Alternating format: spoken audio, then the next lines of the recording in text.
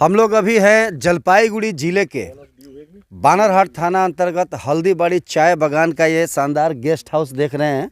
कल यहाँ पर भारतीय जनता पार्टी के पूर्व प्रदेश अध्यक्ष और दिलीप घोष जी वरिष्ठ नेता भाजपा के यहाँ आए हुए थे। रात में यहीं पर विश्राम किए और यहाँ पर कई चाय बागानों में उन्होंने विजिट किया घूम घूम कर भाजपा कार्यकर्ताओं से।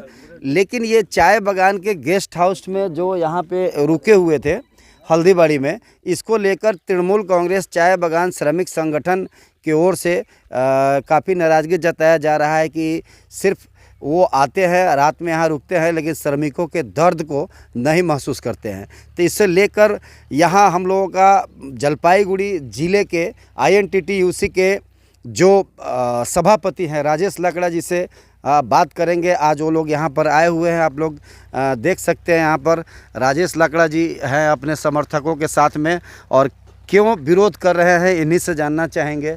अच्छा राजेश जी, दिलीप घोष जी इस बंगले में आए थे तो उसका क्यों विरोध आप लोग कर रहे हैं? थोड़ा इधर सीधा हो जाइएगा। हम लोग जनता के समक्ष आपके न्यूज़ चैनल के माध्यम से हम लोग जनता को ये बताना चाह रहे हैं कि देखिए, दिलीप घोष जो आज सुबह आके बानरहाट में बड़ा एक बयान दिया। दोनों को फ्रेम में लीजिए। हाँ, बड़ा बयान दिया है कि यहाँ पर तृणमूल का माने श्रमिक यूनियन के नेता लोग मजदूर के लिए कुछ नहीं करते, इसलिए इनको बांध के रखो बोला।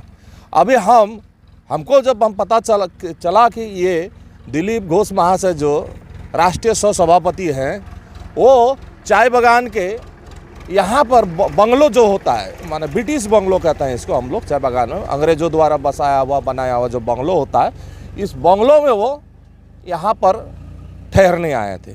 मेरा कहना है, जब दिलीप घोष महाशय जब आपको चाय बागान के लिए इतना दर्द है, आपको इतना तकलीफ है, तो आप जाके मजदूरों के क्वार्टर में रहते।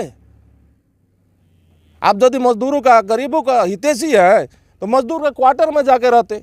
मतलब ये शानदार बेंगलो में के जगह पर वो जैसे अमित शाह जी गरीबों के घर में जाकर खाना खाते हैं रुकते हैं, उस तरह से अगर वो चाय बागान के श्रमिकों के घर में जाते तो उनका दर्द जानते, ये कहना चाहते हैं आप?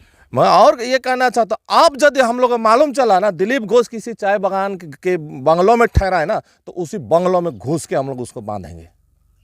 बंगलों में हम लोग उसको घुस के बांधेंगे। यहाँ पर क्या वो अय्याशी करने आते हैं बंगलों में और बड़ा बयान दे रहा है कि हम तृणमूल के नेता लोग को बांध देंगे। तृणमूल ने कुछ काम नहीं किया। अरे ममता बनर्जी जब आती है तो जमीन का पट्टा देती है। यहाँ ममता बनर्जी आती है तो चाय बागान के वेजेस का इंक्रीमेंट करके देती है। ममता बनर्जी जब आती है यहाँ बागानों के क्षेत्र में दौरा करने, या तो जनसभा या तो सरकारी प्रोग्राम है, तो यहाँ के इलाका के लिए डेवलपमेंट का काम को दे के जाती है। जैसे आपको बता दूं, क्रेच हाउस, आपका प्राइमरी हेल्थ सेंटर, ये सब ममता बनर्जी जब आई थी तो उन्हें देखेगा। दिलीप घोष आज चाय बागान के बंगलों में क्या दिया, बट डोअर्स के चाय बागान के लिए क्या दिया है, जो कि उनका वित्त मंत्री एवं टी बोर्ड उनके अधीन में थे। हम लोग लगातार 10 दिन से आंदोलन हम लोग कर रहे थे कि हम लोग को PF का पैसा और ग्रेजुएटी पैसा हमको देना पड़ेगा, हमारा स्टाइपेंड का पैसा देना पड़ेगा, 58 साल में रिटायरमेंट करना नहीं चलेगा।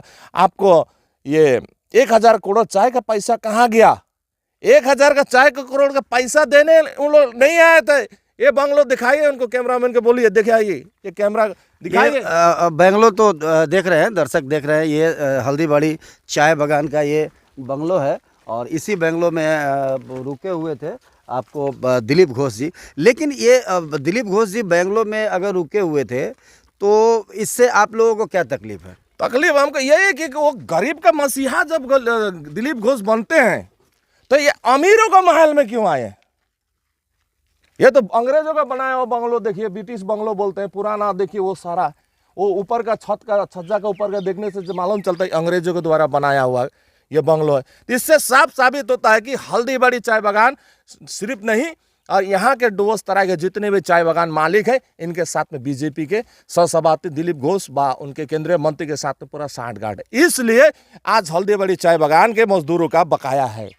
यहाँ बोनस का पैसा नहीं दिया हल्दीबाड़ी चाय बागान के मालिक ने, यहाँ आपका ये एरियल का पैसा नहीं दिया है, साल छुट्टी का पैसा नहीं दिया, तनख्वाह जो होता है इन लोगों को महीना मिलना पड़ रहा है। लगभग 3-4 महीना से ड्यू पेंडिंग पड़ा है इन लोगों का।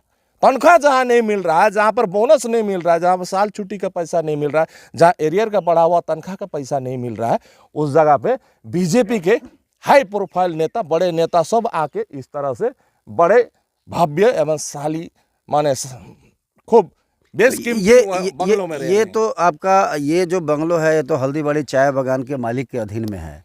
तो यहाँ पर उनका जब मान लीजिए कि वो रुके हुए थे तो ये प्राइवेट बंगलो है, यहाँ तो कोई भी आके रुक सकता है मालिक के अनुसार। आप तो हमको यहाँ कोई भी बोर्ड दिखा दीजिए तो ये कोई प्राइवेट बंगलो यहाँ किराए पर मिलता है, ये कुछ मिलता है, दिखा दीजिए तो।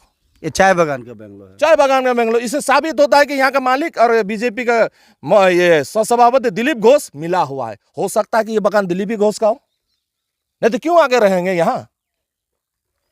किसको पता है अभी तो बहुत बोलता है ना ये लोग, इसका बागान है, उसका ये जमीन का प्रॉपर्टी निकल रहा है। रात के अंधकार में चुपचाप से दिलीप घोष आके बागान बंगलों में क्यों ठहरा? वो मीडिया के बता के आते, ताल ठोक के आते कि मैं चाय बागान के गरीबों के लिए मैं मिलने जा रहा हूँ, हल्दीबाड़ी चाय बागान में मैं मजदूरों से मिलने जा रहा हूँ बोल के गरीबों के साथ रहते। अभी तो कुछ ही दिनों में आपको ग्राम पंचायत का चुनाव भी होने वाला है दर्शक, तो ये चुनाव प्रचार के लिए भी हो सकता है कि वो आए हो और इसको लेकर आप लोगों का जो विरोध है, जैसे अभी कुछ दिन में आप लोग फिर से एक आंदोलन करने वाले हैं, मंत्री सांसदों के घरों पर भाजपा के जो विधायक वगैरह हैं जो इलेक्टेड भाजपा के टिकट से उन लोगों का घेराव करेंगे। तो इस परिप्रेक्ष्य में रणनीति तैयार कर रहे हो, आप लोगों का क्या है आगे का रणनीति? देखिए, हम लोग का जो घोषणा कर्मसूची है, हम लोग का 1 तारीख से लेके मार्च महीने का 6 तारीख तक हम लोग का कर्मसूची है। और उस कर्मसूची में हम लोग बीजेपी का मुखौटा हम लोग खोल के रखेंगे। हम लोग आज यहाँ पर हमारा बागान का यूनिट का हल्दीबाड़ी का सेक्रेटरी प्रेसिडेंट जितने यूनिट के लीडर है, मेरा सेंटर लीडर सुजीत छेत्री है, हम लोग आज इस जगह पर आए हैं मुआयना करने, सच्चाई को जांचने कि दिलीप घोष रात के अंधकार में चोर की तरह क्यों घुसा हल्दीबाड़ी बागान में है। आज सुबह होती है यहाँ से भाग गया वो।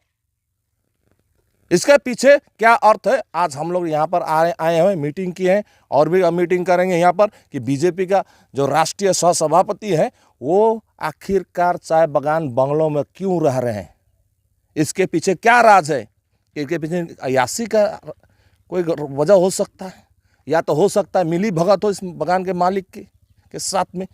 उन्होंने आया हल्दीबाड़ी चाय बागान में, मगर हल्दीबाड़ी चाय बागान का किसी भी एक मजदूर के साथ में मुलाकात नहीं किया। मुलाकात कर यदि उनको पता रहता कि उनके पास में क्या है, उनका पीएफ का बोनस का ये पैसा उनको नहीं मिला है, एरियर का पैसा नहीं मिला है, वो क्यों नहीं देने? इसके लिए दिलीप घोष बोला चला आया यहाँ पर बंगलों में मस्ती करने के लिए।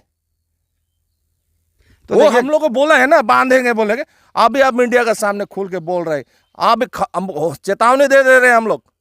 दिलीप घोष यदि कोई भी बंगलों में माने चाय बागान के बंगलों में मिला ना, उसी बंगलों में हम लोग घुस के उसका रात में बांधेंगे। तो देखिए, राजेश लकड़ा जी का एकदम जबरदस्त चेतावनी है कि दिलीप घोष अगर किसी भी चाय बागान के बंगलों में मिले या वो चाय बागान के अंदर में कोई बंगलों में रुके, तो जिस तरह से उन्होंने तृणमूल के नेताओं को बांधने की बात कही है, उसका एकदम इन्होंने कहा है जवाब देते हुए कि हम लोग उनको बंगलों में घुसकर बांध के रख देंगे। तो ये बहुत बड़ी चुनौती है। अब देखना होगा आने वाला दिन में यह ग्राम पंचायत चुनाव भी, अभी त्रिपक्षीय ग्राम पंचायत चुनाव की कुछ ही दिनों में होने वाली है, तो देखना है कि इसका क्या इफ़ेक्ट आगे पड़ता है। आने वाला दिन में ही इसके बारे में पता चलेगा। NEI द्वास न्यूज़ के लिए हल्दीबाड़ी चाय बागान से रमन कुमार झा।